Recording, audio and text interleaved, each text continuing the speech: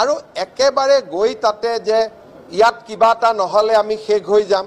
সেই ধৰণে আমি ইলেকশ্যন নেখেলোঁ কাৰণ বড়োভূমিত শান্তি আনাৰ কৃতিত্ব ভাৰতীয় জনতা পাৰ্টিৰ প্ৰধানমন্ত্ৰী নৰেন্দ্ৰ মোদী 1988 মাইथायाव क'क्राझार डिस्ट्रिक्टनि सिङाव थानाय भुमका गामिनि 53 जनिबो बांसिन बर' हिन्जावफोरखौ देरफुनाय उन्दै उन्दै हिन्जावसा गथ'फोरखौ बे आसाम स्टेटनिनो आसाम पुलिस आरो आसाम पुलिस टास्क फोर्सआ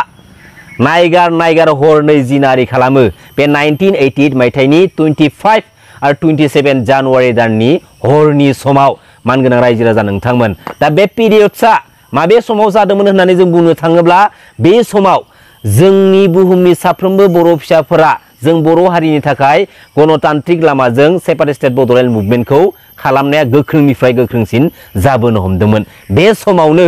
बेफोरबायदि दुखुनांथावना सहायनो हायै जाथाया जारिमिना जों बर' हारिनि बिखायाव जानानै थांदोंमोन आरो बै जाथायखौ जों दिनैसिमबो गोसोखाङोब्ला जोंनि मोदोमनि खोमोनफ्रा थिया थिया जायो नाथाय साननो गोनां बाथ्राया बेसोदि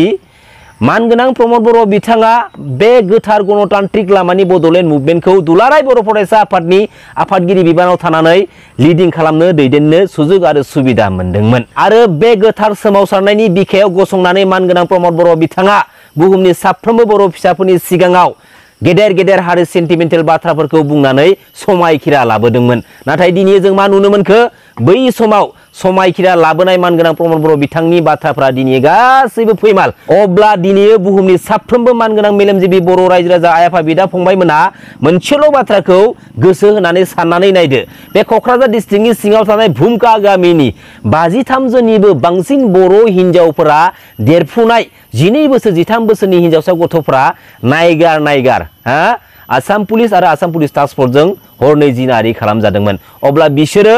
बे जोंनि बर' हारिनि थाखाय गणतान्त्रिक लामाजों सोमावसारनाय बड'लेण्ड मुभमेन्टनि थाखायसो जिनाहारि खालामजानांगौ ना खालामजानाङाखै साननानै नाय दिनै अब्ला मानगोनां प्रमद बर' बिथाङा माबोरैहाय बे बिटिआर एग्रिमेन्ट बायदिनि गेजेरजों कमप्रिहेन्सिभ एन्ड फाइनाल सल्युशननि बाथ्राखौ लिरनानै लाना फैनाय जाखो मानगोनां प्रमद बर' नोंथाङा दिनै बुहुमनि साफ्रोमबो बर' फिसाफोरनो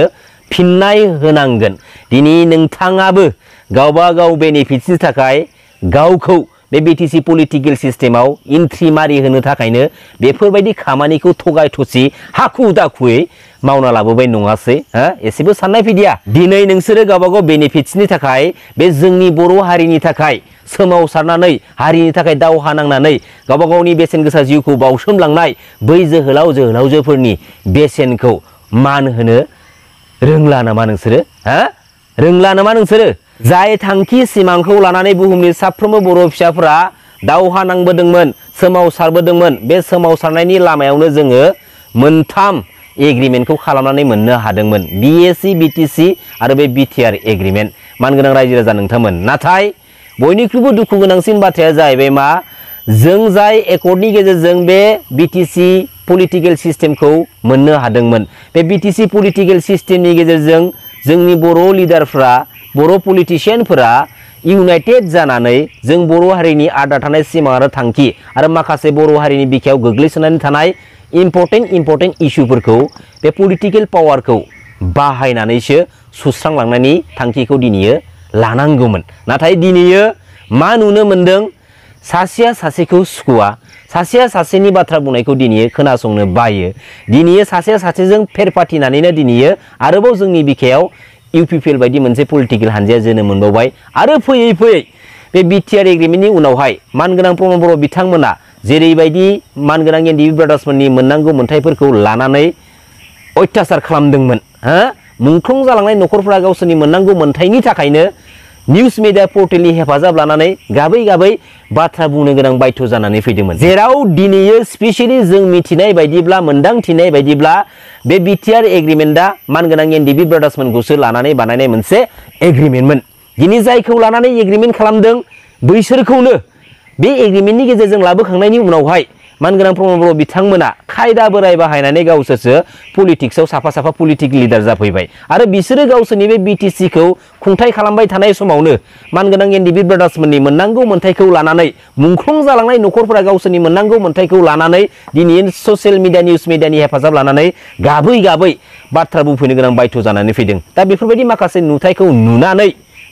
दिनै मानगोनां प्रमद बर' बिथांमोना दिनै गोसोआव एसेबो गाबखांनाय मोनदिया जेराव बिस्रा दिनै गावसोरनि लुबैनाय गोसो सिङाव जा सिमां जा थांखिखौ बिसोर बेसेबांबा गोलाव समनिफ्राय सुजुनानै दोनखुमाबोदोंमोन बेखौ दिनै बिसोरो जाफुंसार खालामनो हाबाय दिनै गावसोरनिया मोनगौखांनायखाय है मा जायो जाथोलै थैबा थैथो गाबबाथाय गाबबाय थानो हो जेबो अरजाना जेबो बुंनाङा बेफोरबायदि स्टाइलावसो दिनै पलिटिकेल रुलिंखौ खालामलांनो सानदों नामा बेफोरबायदि स्टाइलावसो परिबर्तन सोलायनाय आरो गोजोन सान्थिनि स्ल'गान मारिग्रा मानगोनां प्रमद बर' नोंथाङा मोनसे फिननायखौ जों रायजो राजानो हो दिनैयो थारैनो एनडिबिफोरखौ लानानै बे बिटिआर एग्रिमेन्टआ बानायजामारदोंमोनब्ला बे एनडिबिनिनो फाउन्डार मानगोनां रन्जन दैमारि सारा बे बिटिआर एग्रिमेन्टनि गेजेरजों मानो जोबथेसालिनिफ्राय उदां अख्राङाव फैनो हादिया बेनि गुबै जाहोना मा अब्ला दिनै बिटिआर एग्रिमेन्ट खालामनायनि मिनिङा बहा थाखो नोंथांनि खुगायाव परिबर्तन सोलायनाय गोजोन सान्थिनि बाथ्रा बुंबाय थाखो बहा परिबर्तना बहा सोलायनाया बहा गोजोना दिनै परिबर्तन सोलायनायबो जादों गोजोन सान्थिबो जादों नाथाय मानगोनां प्रमद बर' नोंथांमोन बायदि माखासे साब्रै साबासो लिडारफोरनि थाखायल' स्पेसियेलि परिबर्तन स्पेसियेलि गोजोन सान्थि जेराव दिनै नोंथांमोना बे बिटिआर एग्रिमेन्टनि थ्रुयैनो खायदा बोराय बाहायनानै आन्दोआव बै सोरबा नन ट्राइबेल पलिटिकेल लिडारफोरनि आथिं हमलाबायनानै दिनै जोंनि बिटिसि पलिटिकेल सिस्टेमाव एन्ट्रि मारिफैदोंमोन दिनै नोंथांमोना बे बिटिसि पलिटिकेल सिस्टेमाव जागायजेननाय समावनो मालायनि आखायाव हमथानानै मालायनि दालायाव हमथानानै जेने तेने नारा नाथात थाखुमालाबायनानै दोनखुमालाबायनानै बे बिटिसि काउन्सिल गभर्नमेन्टखौ सालायबाय दिनै 5 इयार्सबो कमप्लिट जालांबाय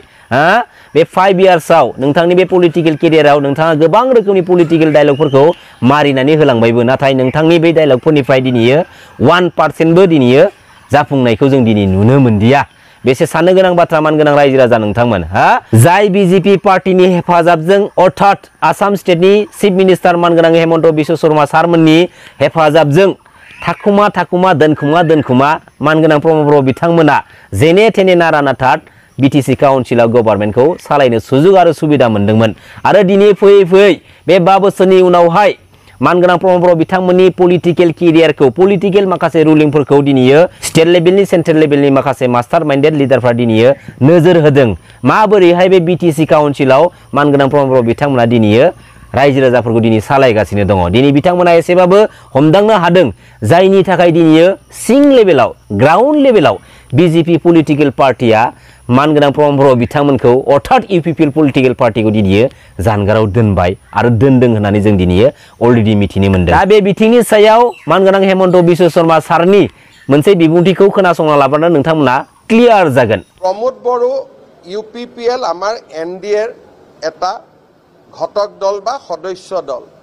তেওঁলোকৰ দুজনকৈ এমপি আছে বিধানসভাত বিধায়ক আছে সেইকাৰণে আমি তেওঁলোকৰ লগত বিশেষকৈ प्रमोद बड़ोर लगत जितो मित्रतार सम्पर्क সেই সম্পৰ্কটো থাকিব আৰু আমাক ৰাজ্যসভা আদি নিৰ্বাচনত হাগ্ৰামা মহিলাৰ এই দলটোৱে আমাক সমৰ্থন কৰে সেই কাৰণে আমাৰ উদ্দেশ্যটো হ'ল যে বড়োভূমিত শান্তি সম্প্ৰীতি আৰু সমন্বয়ৰ পৰিৱেশেৰে আমি নিৰ্বাচন খেলিম मानगोनां हेमन्त बिश्व शर्मा सारनि बुंलांनाय बायदिब्ला दिनैनि बे समाव मानगोनां प्रमोद बर' मोनजों अर्थात इउपिपिएल पार्टी आरो बिजेपि पार्टीनि गेजेराव पलिटिकेलि बेकग्राउन्डनि माखासे सोमोन्दोफ्रा दिनै गोजान जानायखौ जों दिनै एसेब्लाबो बुजिनो हादों बा मोनदांथिनो हादों आरो बेनि रिएक्सन महरै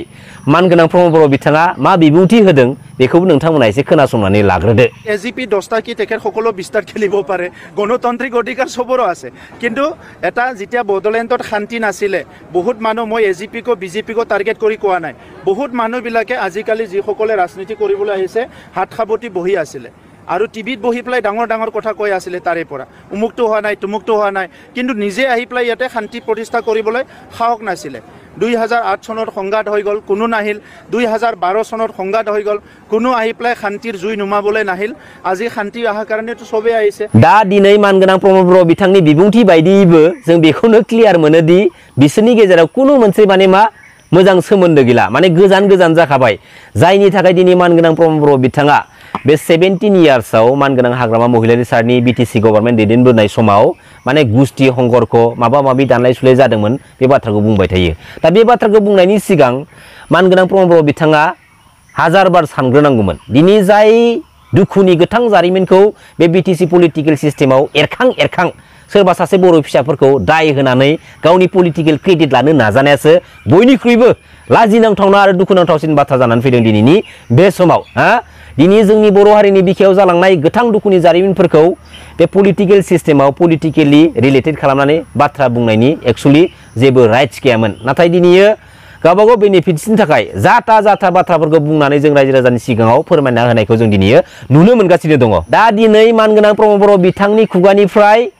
मिनिंलेस मोननै मेजर बाथ्राखौ जों दिनैयो खोनानो मोनबाय थायो जे बे 17 इयार्सआव मानगोनां हाग्रामा महिलारी सारा जेब्ला बिटिसि गभर्नमेन्टखौ सालायबाय दंमोन बा बिटिसि काउन्सिलखौ सालायबाय दंमोन बे समाव जेसेबांखिनि माने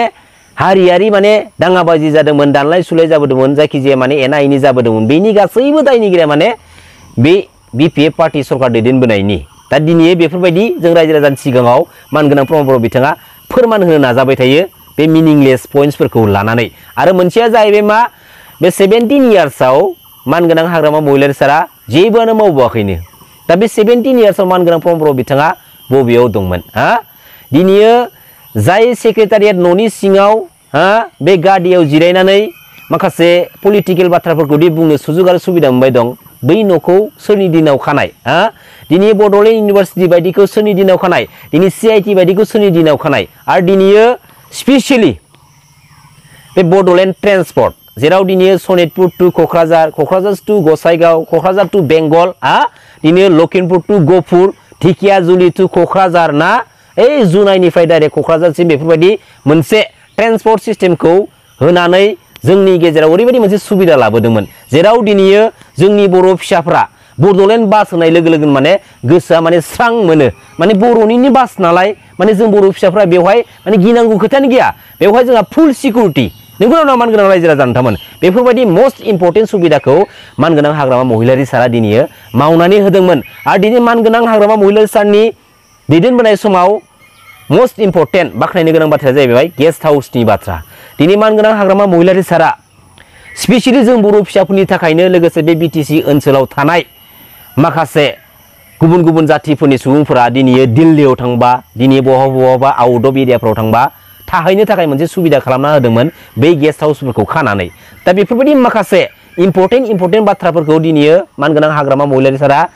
दिनै प्रेक्टिकेलि मावनानै जों रायजो राजानि सिगाङाव दिन्थिनानै होदोंमोन आरो सुबिदाबो होबोदोंमोन दा दिनैयो मानगोनां हाग्रामा महिलारी सारा 3 कौटियाव बानायलांनाय गेस्ट हाउसखौ रिपेयारिं खालामनो थाखाय मानगोनां प्रमद बर'मोननो 12 कौटि रां नांगौ अब्ला दिनै डिफारेन्सखौ साननानै होदो मानगोनां रायजो राजा नोंथांमोन दिनैयो जाबो मावबो नाथाय जेरैबायदि मावनांगौ बेफोरबायदि माव बेनिफ्राय नों जाबो नों जायालासिनो नों मावनोबो हाखाया मिथिबाय बेखायनो नों जानानैबो निजिनि देहाखौ नों तागद लाखिनांगोन बेनि उनावसो नोंनि मावनांगौ खामानिखौ नोङो गोख्रोङै स्ट्रं मेन्टेलिटि लानानै नों मावनो हागोन दा दिनैयो बिजेपि आरो इउपिपिएलनि गेजेराव जेराव दिनैयो मोजां सोमोन्दो गैला दा समाव जायनि थाखाय दिनैयो मोनसे समाव इउपिपिएलनिफ्राय थांनानै बिजेपिआव जइन जाहैनाय माखासे सुबुंफोरा दिनै फिन इउपिपिएलआव जइन जाफैनायखौ जों दिनै नुनो मोनगासिनो दङ आरो दिनै बेफोरबायदि इउपिपिएलनिफ्राय बिजेपिआव बिजेपिनिफ्राय इउपिपिएलआव बा बिपिएफनिफ्राय इउपिपिएलआव इउपिपिएलनिफ्राय बिपिएफआव जइन जाथिंबाय थानाय माखासे नुथायफोरखौ जोंहा इम्परटेन्ट होनांगौनि दरखार गैया दिनै बैफोर जइन जानायफोरनि गेजेराव गोबाङानो गोबां गावबा गावनि माखासे इस्युफोरखौ लानानै दिनै जइन जायो नाथाय 80% सुबुंफोरानो दिनै गावबा गावखौनो माबा मोनसे स्टेन्डार्ड पर्टफलिय' मोनगोन नामा माबा मोनसे सुबिदा मोनगोन नामा बेफोरबायदि माखासे बाथ्राफोरखौ साननानैसो जइन जाहैनाया गोबां पार्सेन्टनि दङ दा दिनैयो बिटिसि एकर्डखौ सोरगो होननानै बाख्नायग्रा बिटिआर एग्रिमेन्टखौ नोरोग होननानै बाख्नायग्रा स्टेट मिनिस्टार रेंकआव डिपुटि चिफनि चेयाराव जिरायनानै 17 इयार्स बिटिसि गभर्नमेन्टखौ सालायबोनाय बिटिसि काउन्सिलखौ सालायबोनाय मानगोनां खाम्फा बरगयारि बिथाङा दिनैयो माबोरैहाय मा गोसोजों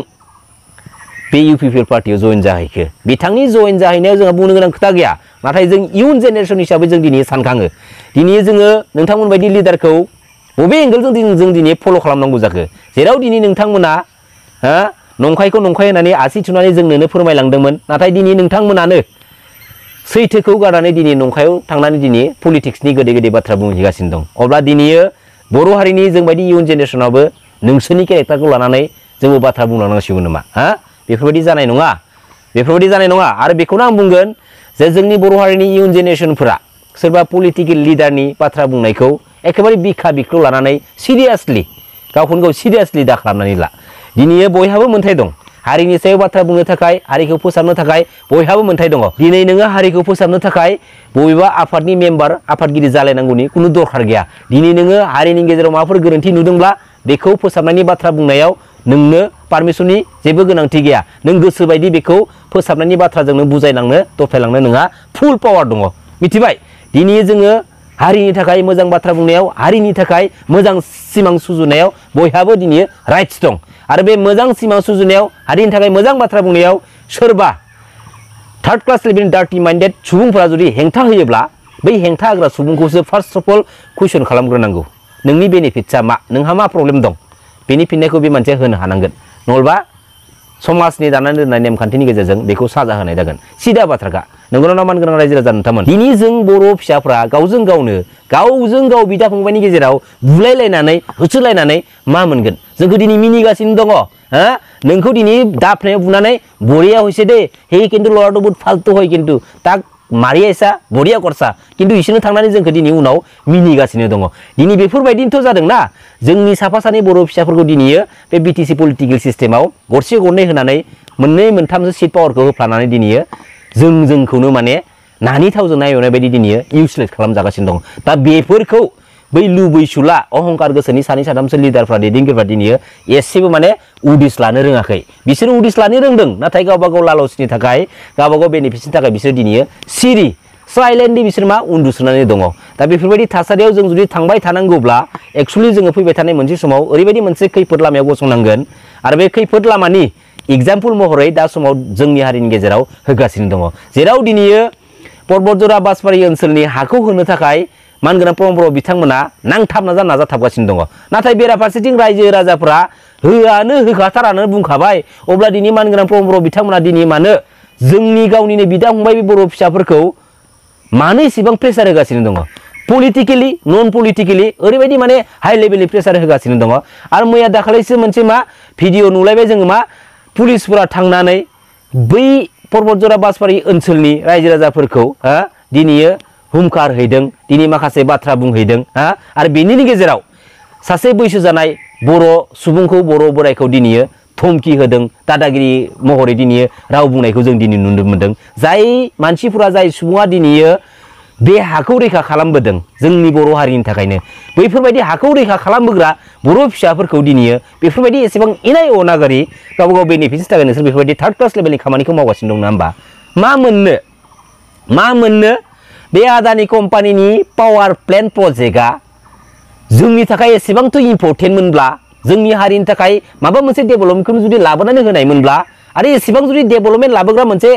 पावार प्रजेक्ट मोनब्ला बे आसाम स्टेटआ बे प्रजेक्टखौ जोंनो हरगौमोन ना मालाबाबो हरामोन गावसोरनो लाखिगौमोन मिथिबाय दा मोनसे बाथ्राया जाहैबाय मा बुहुमनि बबेबा खनानि बर' फिसाफोरखौ पलिटिकेल एंगेलजों सोरबा जोंनि हारिनि दैदेनगिरिया गावनि बेनिफिट्सनि थाखाय प्रेसार खालामबाय दंबा सात जाला खालामबाय दंब्ला बेनि एगेन्स्टआव बुहुमनि साफ्रोमबो बर' फिसाफ्रा गसंथानानै सोंखारिनांगौ सोंथि खालामनांगौ दिनै बे पर्बतजरा बासबारि ओनसोलनि रायजो राजाफ्रा बे हाखौ आदानि कम्पानिनो एंगारा होननानै हाजार बार बुंगासिनो दङ नाथाय दिनै मानगोनां प्रमद बर' बिथांमोना मा बेनिफिट्सनि थाखाय दिनै एसेबां प्रेसाराइज खालामगासिनो दं बै रायजो राजाफोरखौ साननानै नायदो मानगोनां रायजो राजा नोंथांमोन गोजोन्थों खुलुमबाय जय बर' हारिनि जय बर' बिमानि